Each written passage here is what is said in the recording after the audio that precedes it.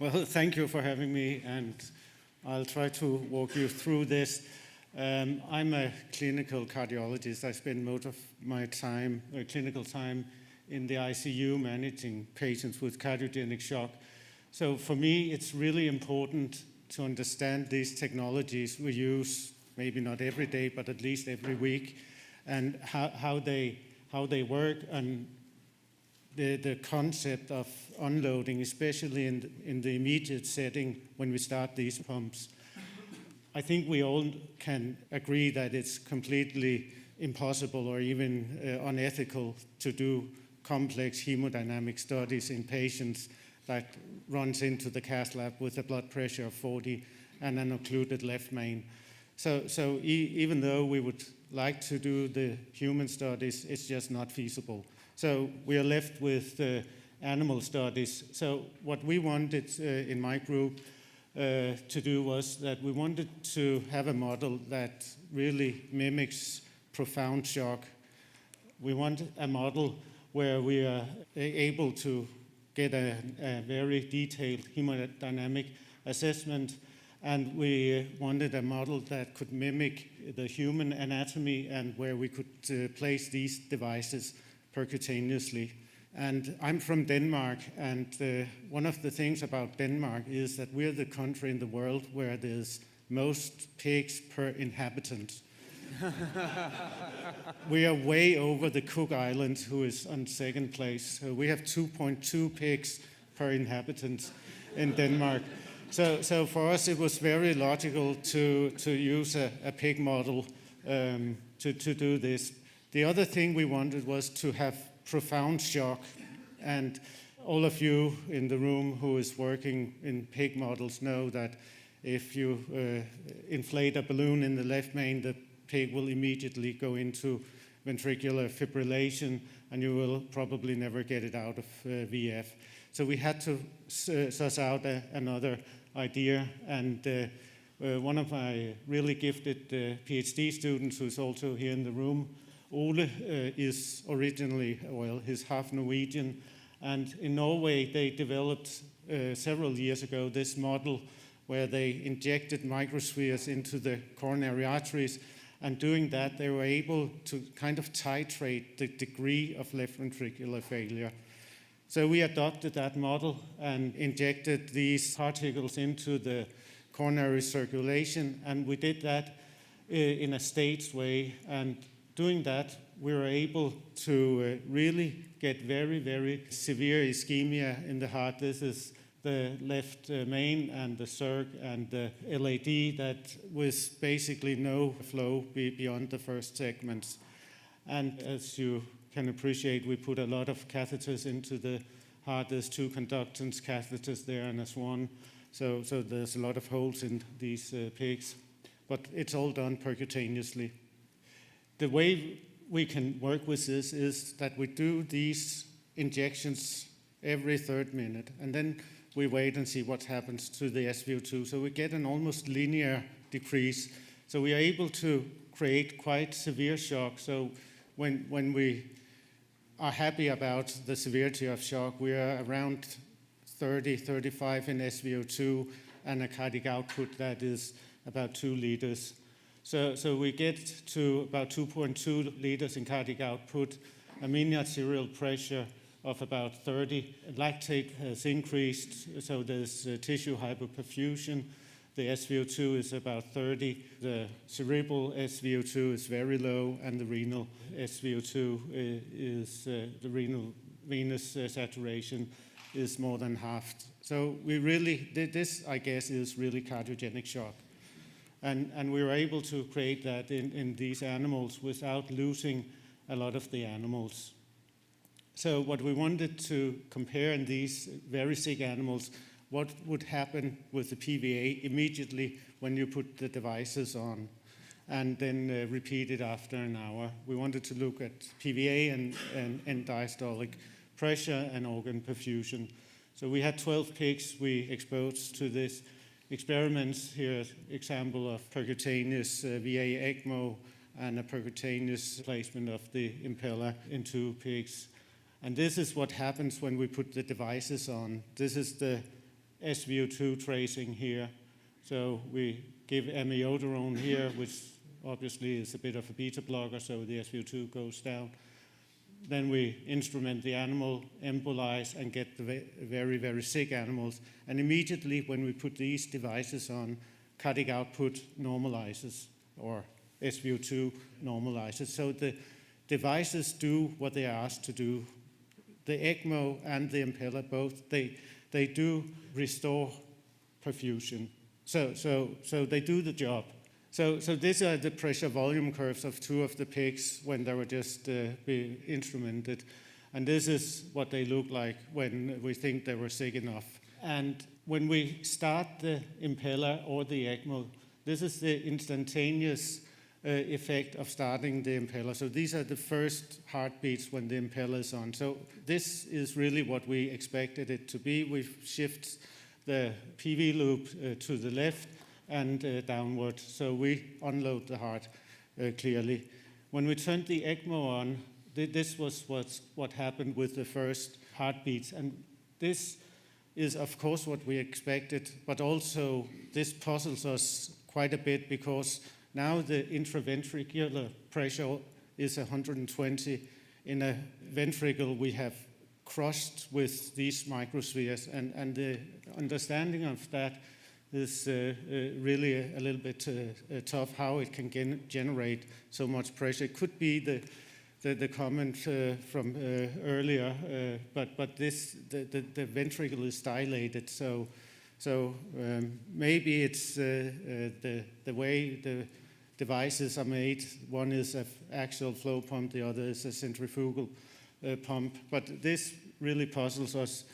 What we see further on after an hour is more what we would expect, that it kind of goes down in pressure. We haven't done any vasodilation or anything here, so it kind of moves back to what we would expect. What we see, this is just the PVA. They were the same when we started. They were very sick when we put the device on, but it was completely different what happened then. And we saw the same with the end diastolic pressure. And I guess this is kind of, it's not really my conclusion slide, but this is the conclusion of the study, that the Impella does unload the heart and the ECMO doesn't unload the heart.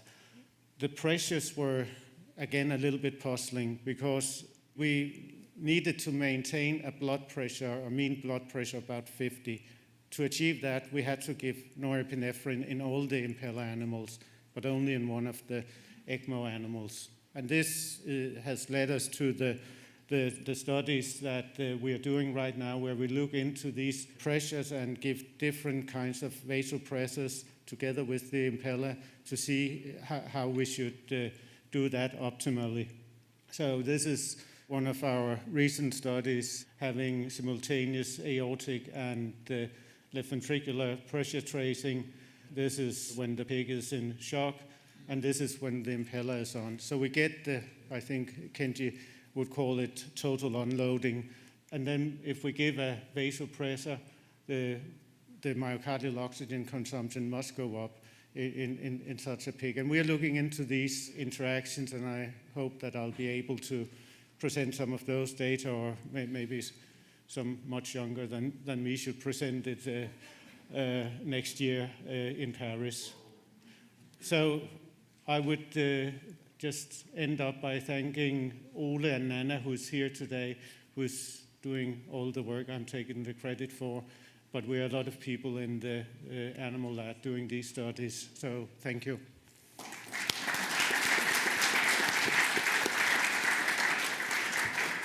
Jacob, this was great, and again, it's focusing on the difference that we speak all the time in unloading between the different technology of direct left ventricular unloading with Impella and ECMO. Why do you want to pursue this pathway with adding the vasoactive medication? It's because in my clinical practice, at least, and what we saw in these pigs is that you have to, the pressure was just not enough on the Impella. So we needed to get the pressure up a bit. If we just leave the Impella running, we'll get a mean pressure of about 40, which is not enough.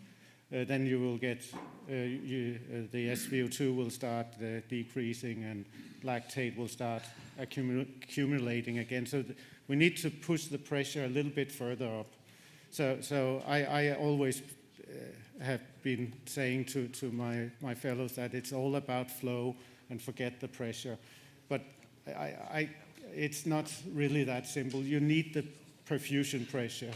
And that's what we would like to look into. What is the best way of getting it up without damaging the good effect of the unloading? Jacob, presumably these pigs are in a state of vasodilatory shock with everything that's going on. And so when you have the Impella device in, could you use a pure vasoconstrictor to elevate that pressure since you're decoupled from the left ventricular pressure? Yeah. And then would that allow you to not increase inotropy in these patients? Exactly. So that's one of the drugs we're using, phenylephrine. And we're also putting RP, and we also do bipilla in that study. But we try to use a very isolated vasoconstrictor. That's one of the drugs. So we have dopamine, adrenaline, norepinephrine, and phenylephrine. No, it's very interesting because in the last year, and I think Naveen, you were the one who spoke about it, the use of mini dose of milrinone or inotropes together with Impella. And here you're saying, I'm concerned about the inotropic effect. I actually want to go isolated vasoactive medication to increase afterload. But then, are we not going to jeopardize the beneficial effect of what we're trying to do is rest the heart and let him work against less resistance? Dan, do you want to comment? Yeah, Dan, maybe you. Yeah, first of all, I think that the loops that you showed with ECMO and Kenji showed, and what also some of the data that Naveen has published with Tandem and Impella, I think that it's clear that in these animal models, when you raise the pressure in the arterial system, the contractility is increasing. And that if you even just assume a constant V0 and just connect your end-systolic points, you'll see that the end-systolic elastance is increasing. So I think that's what you would expect, and that I think is the explanation for the changes in the loops that you saw with ECMO. And even with Impella, you saw that the curve was shifted left much more than could be accounted for by unloading, because also the end-systolic elastance would be increasing. So I think that those observations, I don't think there's a mystery about that, and I think that it really is totally explainable. And when we, for example, in our simulations, when we add feedback, when we add perfusion pressure as a regulator of contractility, you see the identical thing. So I think that all fits together. And then over time, though, now you've got with the ECMO, you've got this very high oxygen demand, and the contractility is going to deteriorate as a function of worsening of the ischemia. Yeah. Now, with regard to the pressors, the only comment I would make is that obviously there's a degree, a range of shock, as you started out by saying. And almost with a pressure of 30, you're almost getting into the ECPR range, where you're expecting to have, or you need to have, in essence, full support. So, ECPR or ECMO is the only place where any guidelines in US, I'm not sure about Europe, where any guideline talks about ECMO is in ECPR. But even then, once patients are revived, then many centers are still, okay, ECMO, yes, first, but then put an Impella in to unload, because you still have to counteract that afterload and the need for the aortic valve to open. So to me, I think this all makes perfect physiological sense. Patrick? Congratulations to this nice data. What is intriguing to me always is the observation that clinically, shock and pulmonary edema frequently go hand in hand. And this does not seem to be the case in your shock model. So your filling pressures remain low, despite the fact that contractility is very low. And I don't really understand why that happens. No, I think, I don't know if I can get the slides back, but the filling pressure does go up, and then when we start unloading, it goes down. So there's a significant increase in the left ventricular end diastolic pressure during shock. working in the animal lab and trying to create cardiogenic shock that mimics humans is extremely difficult. And I think the primary issue here is that these animals are under anesthesia, number one. You blunt the sympathetic activation that results in intense venoconstriction, and which is really the cause, in the end, the cause for the pulmonary edema, I think, is largely due to this intense venoconstriction and recruitment of unstressed blood volume and shifting from unstressed to stressed blood volume. And actually, you showed an article from Smytheth, which was a good old, but he also did a lot of work on sympathetic activation of recruitment of stress volume. But in animals, it's very hard to simultaneously get elevations of CVP and wedge, which we also don't see in animals very much, unless you take really extreme measures. And Naveen has some recent experience with trying to get animal models with high CVPs and wedges, so you can maybe comment more. Maybe, but it's last quick comment, and then we need to move on. Maybe one word to the pure vasoconstrictors. I think conceptually, this is something to think about. Yeah.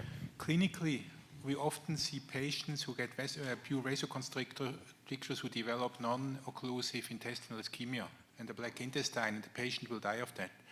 So the question, if we do good to the organs by the pure vasoconstrictor is open, and I would not translate this straightforward to a clinical application. You have to, like, these blood pressures are so low, so it's a matter of just getting it up to a mean arterial pressure of like 55. I wouldn't go. And norepinephrine but is still, not a pure I completely vasoconstrictor agree. when compared to phenylephrine, for example. Final comment. We have very good experience in that clinical scenario, so we add the classical pressors together with the levosimendan. So I think this is also an option, also with respect to the intestinal perfusion. So interestingly, you do not have to fear a further drop in blood pressure when you combine levosimendan with some of the pressors, and that is according to our experience under these clinical scenarios. Of course, we never have such peak experience, but in our clinical scenarios, this is a very good combination, and I believe that only because the patient has an impeller support, levosimendan under this condition is possible. So I think that is something what could be extremely helpful under these conditions. Thank you. Jacob, thank you very much.